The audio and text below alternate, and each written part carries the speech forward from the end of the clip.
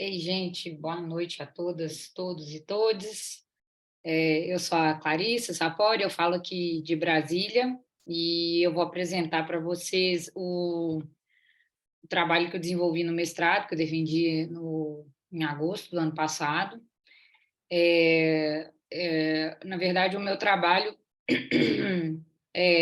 foi uma exploração, assim, eu sou arquiteto urbanista de formação, então e quando eu tive contato com o termo territorial coletivo, a minha pesquisa foi muito no sentido de entender assim, o que era esse instrumento, e eu fiz isso também, eu percorri um caminho assim, de entendê-lo enquanto o que ele tinha, né, de diferente, de potencial, em comparação com outros instrumentos do nosso planejamento urbano, com as práticas que já vinham sendo feitas, nas questões habitacionais, e eu tive contato também com a teoria decolonial, que é uma, né,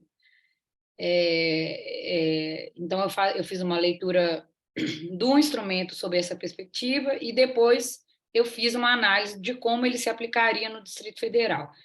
E aqui hoje, eu até pensando que, né, como eu frequentei as plenárias durante toda a pandemia, que isso foi possível para mim aqui distante, e pensando também num público, né, das pessoas da comunidade, eu foquei essa apresentação na apresentação do Distrito Federal, em algumas complexidades, eu espero não me estender muito, mas eu também queria já falar para Tarsila que quando, né, como eu não estou no grupo dos movimentadores, quando isso acontecer aí, que eu tenho todo o interesse assim de saber o que vai ser, e como a Tereza também me perguntou como é que eu estava fazendo assim, atualmente, né, o que eu estava fazendo, é, eu acho que lá no IAB a gente está tentando se aproximar das periferias, na verdade, né? Aproximar os arquitetos que compõem a Associação da Periferia, a gente tem uma série de atuações, e essa aproximação com esse grupo que vai vir aqui até o Centro-Oeste, né? Que é até a nossa casa, pode ser potencializado, então eu já deixo essa brecha aí. É, então, eu vou compartilhar mais, são imagens, só um instantinho. Hum,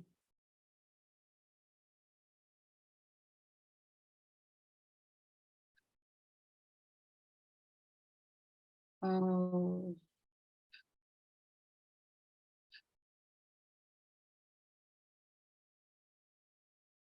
Bem, gente, esse foi o título do meu trabalho, Termo Territorial Coletivo, Limites e Possibilidades de Aplicação no Distrito Federal.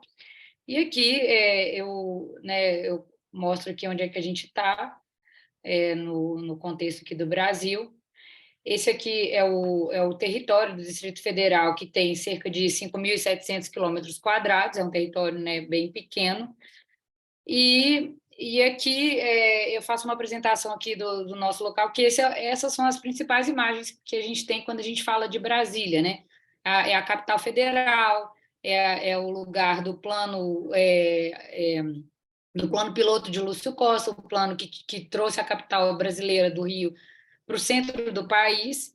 E a gente comumente tem essas imagens, assim, tanto do eixo do governo, né, das instituições, quanto da arquitetura, que é marcante, e também tem uma composição do projeto que é de um tipo de vida diferente, que é um tipo que seria a escala residencial, com muito acesso a árvores, e eu acredito, né, assim como antes de morar aqui, que essa é a visão da maioria das pessoas, né? Só que esse território que é o mais conhecido, eu não sei se vocês conseguem ver o meu mouse aqui, mas é esse território bem central verde que é denominado o conjunto urbano tombado, né? Que é um patrimônio mundial da Unesco. para que esse conjunto urbano exista, né, e fosse criado, a gente tem um território que não tá só não é só essas outras regiões administrativas, né, o modo formal de chamar essas outras regiões do Distrito Federal, né, as antigas cidades satélites, mas como também extensões urbanas que estão no estado de Goiás, que ultrapassam o nosso quadradinho.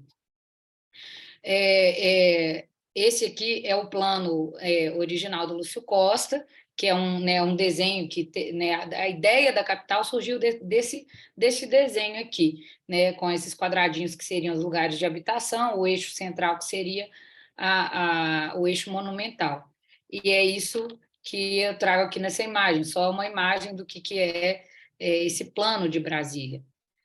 Né, eu trago aqui as obras, essa mítica epopeica sobre a implantação da capital federal, mas que é uma mítica que se dissolve quando a gente vai entender que desde o início da construção da nova capital, houve uma intenção de levar a população trabalhadora pobre para áreas distantes desse plano, né, concebido por esse superprojeto. Tanto que Taguatinga, aqui embaixo, foi inaugurada antes mesmo do plano piloto, né? E ao longo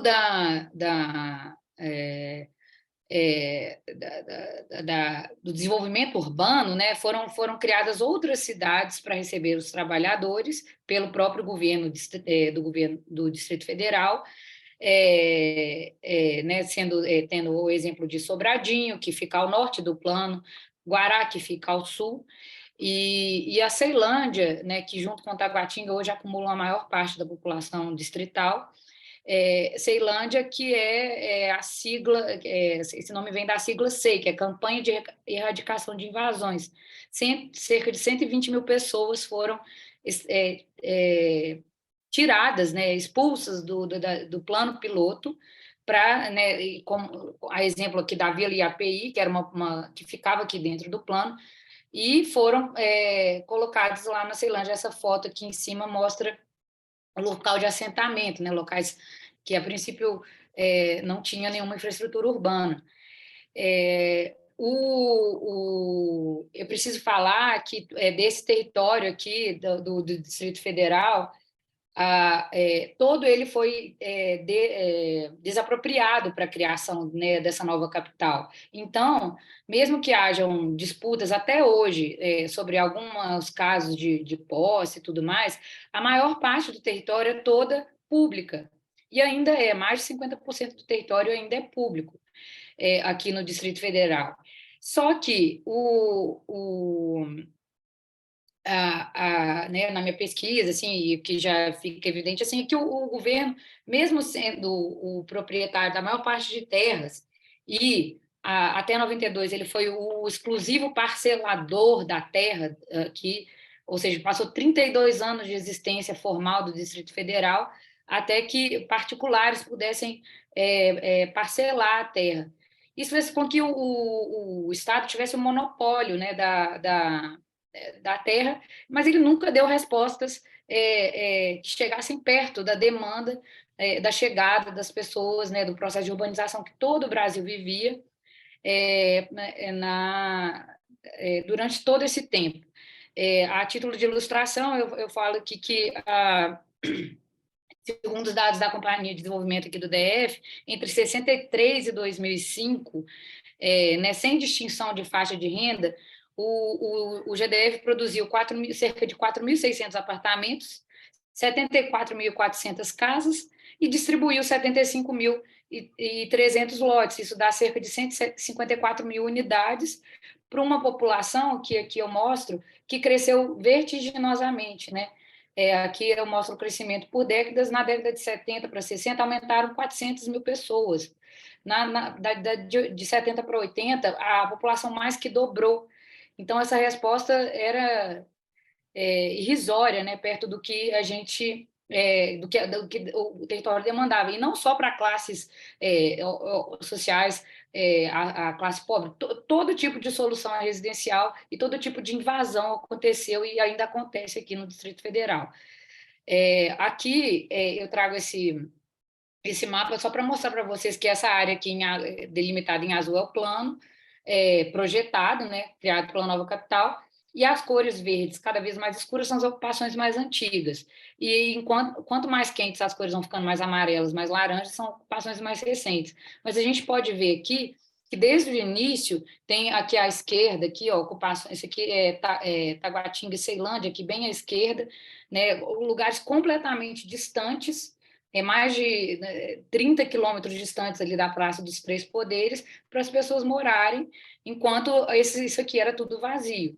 E ainda assim é uma lógica dispersa, porque o que aconteceu com, com o território do DF, esse monopólio da terra fez com que a terra urbana tivesse um preço assim extraordinário aqui, muito caro, e que as demandas por habitação, né, como eu disse no início, extrapolassem o limite formal do Distrito Federal. Então, a gente tem muita gente que trabalha, que mora em Goiás e trabalha no Distrito Federal, que viaja só em uma ida, né, 60, 70 quilômetros. Mas o que, talvez para um habitante do Rio de Janeiro, pensa, sei lá, a distância do centro para Campo Grande não impressione tanto, mas a gente tem que lembrar que tem uma quantidade de terra vazia enorme entre esses espaços.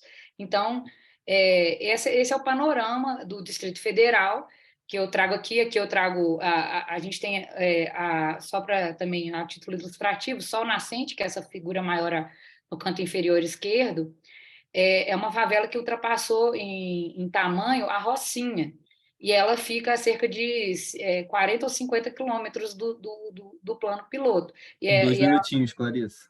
tá. Eu me estendi demais. Mas, enfim, só para apresentar.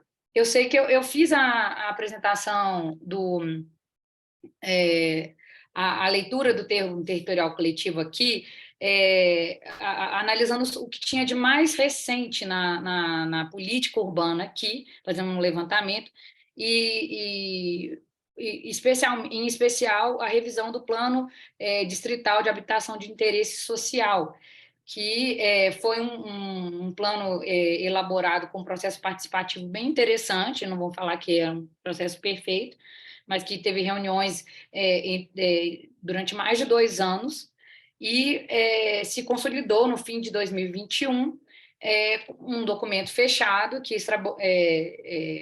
né, fez várias estratégias, mas que até hoje não foi publicado formalmente, nem como um decreto, nem foi colocado como uma lei para ser votada. E ou seja, né, tem esse empecilho, que um plano com as ideias bem que evoluem, né, buscam evoluir no sistema aqui, ele não consiga ultrapassar barreiras formais. Mas nesse plano, eu fiz a leitura da implementação do TTC, a partir desse plano, e ele estabelece dois grandes eixos. Um deles é a regularização fundiária e a outra a oferta de bens, nesse contexto de que o DF ainda tem muita terra pública para ser ofertada. E o eixo da regularização fundiária, né, eu uso muito as experiências do Rio como exemplo, e acredito que sejam um grande potencial de espelhamento, uma medida o que eu acho que é necessário, que é o enquadramento das famílias nos requisitos formais da regularização fundiária, o engajamento comunitário, né? Mas assim, em especial que eu acho que precisa, e que não tem, e por isso até meu caminhar depois do meu trabalho ainda meio empacado, uma entidade que seja tal qual o projeto TTC para as comunidades do Rio de Janeiro, que tem um mínimo de financiamento para trabalhar e conseguir fazer essa articulação. E isso ainda não existe aqui no Distrito Federal. Então, isso seria, ao meu ver, uma condição, né? Os aspectos legais, assim como no Rio de Janeiro, se a gente sabe que no ordenamento jurídico hoje em dia não existe no brasileiro, isso é possível, né, sem fazer nada, como isso é falado e refalado. Mas né, tem um aspecto político que é uma grande barreira. E o que é mais diferente aqui é que eu acho que, como o DF ainda tem em seu plano de fornecimento de habitação a ideia de prover lotes como uma forma de provisão habitacional, né, não só apartamentos ou casas, que né, com adaptações naturalmente e também vendo que isso é possível a partir de todos os exemplos que a gente tem, especialmente no norte global, de que é possível uma estratégia de provisão que pense em comunidades já organizadas, né, com esse espírito comunitário, com todas aquelas pré-requisitos que eu acho que as pessoas que estão aqui conhecem do TTC, para,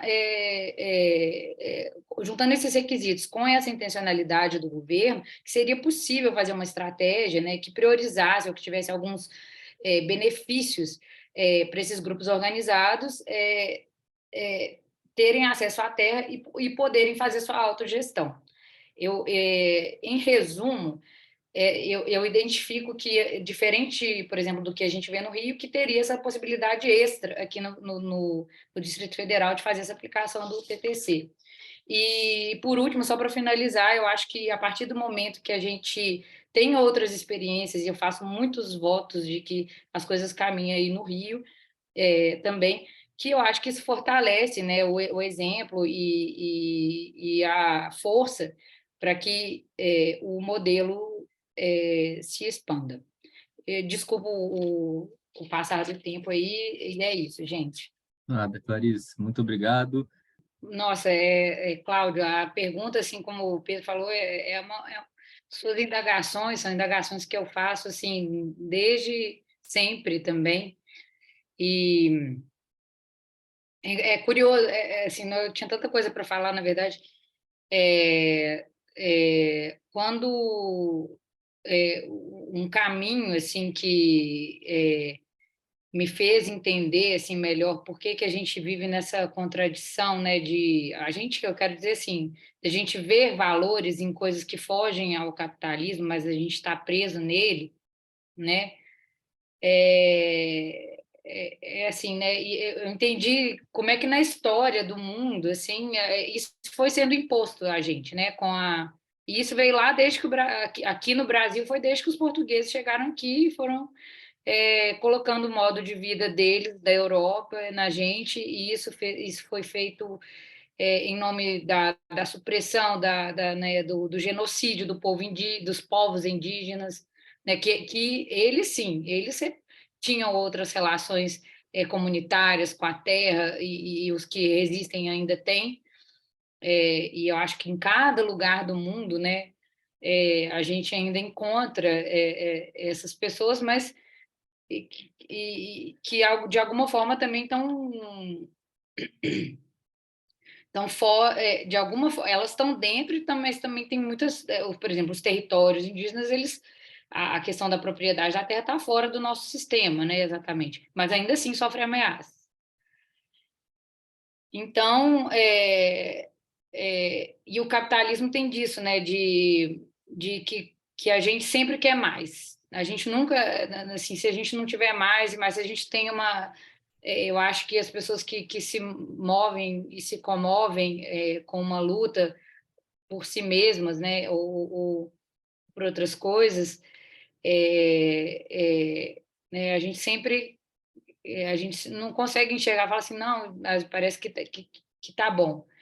E mesmo numa situação de, às vezes, de ausência de direitos, né, porque a gente sabe que o TTC é um modelo que a gente está falando de uma forma, às vezes, de garantir, pelo menos, a casa, mas as pessoas, quando pensam na propriedade coletiva, falam assim, ah, não, assim eu não quero. A pessoa, às vezes, nunca teve 1 metro quadrado garantido para ela, de terra, mas aí ela vai e pensa que a propriedade coletiva não dá, não, porque ela quer a propriedade individual. Então, é uma coisa